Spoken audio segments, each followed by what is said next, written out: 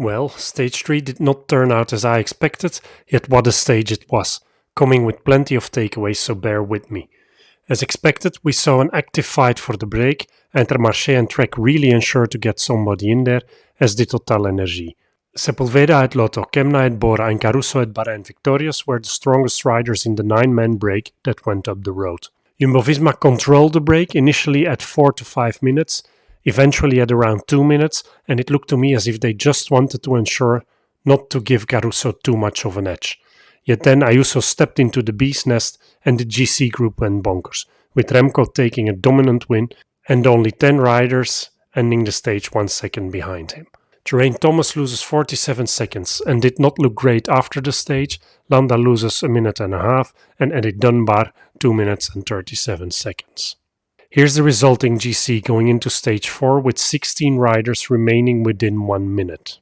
Notable mentions go to Lenny Martinez and Sian Uiterbroeks. We saw Andrea Vendrame in the break and sprinting for the intermediate points, which is an expression of interest for the green jersey competition. Let's see how he fares on stages 4 and 5.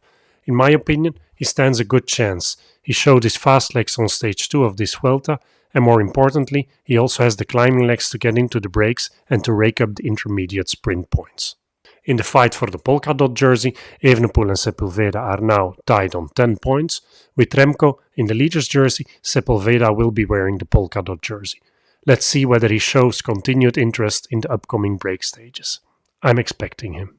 On to stage 4, which is labelled hilly, yet should draw the attention of the versatile sprinters, who will have to survive 2/3 category obstacles in the second half of the race.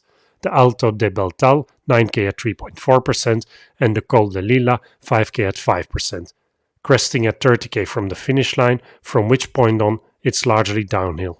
Note that the final 500 meters run slightly uphill, and that positioning will be key, with 2 roundabouts in the penultimate kilometer and 3 sketchy turns in the final kilometer, with the sketchiest of them all at about 300 meters from the finish line. Here's the betting odds at the time of recording, with Caden Groves the outright favorite, and for good reasons.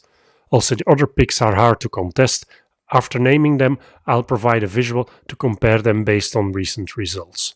Marijn van den Berg at EF, Molano at UAE and Garcia Cortina at Movistar.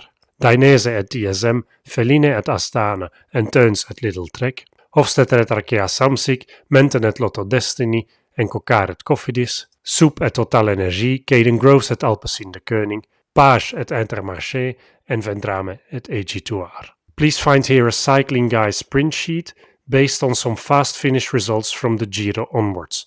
Green is a win, turquoise is a podium finish, blue a top 10 and red isn't good enough. It isn't foolproof, and you have to consider that in some of these stages, some of these riders had to ride for somebody else on the team, yet it does confirm that Groves is the man to beat and that Garcia Cortina and Vendrame are underestimated. So, Caden Groves and Molano are my 4-star favorites. Marijn van den Berg, Dainese and Kokar get 3 stars. Garcia Cortina, Teuns and Vendrame get 2 stars. Milan Menten and Hofstetter get 1 star. With Page the one who can surprise in my book.